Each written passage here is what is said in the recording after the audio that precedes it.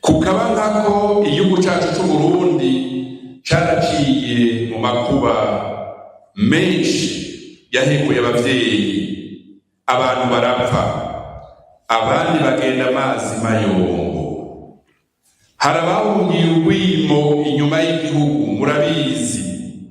abandi bahungira mu gihugu hagati, hari abacitse kw'icumu,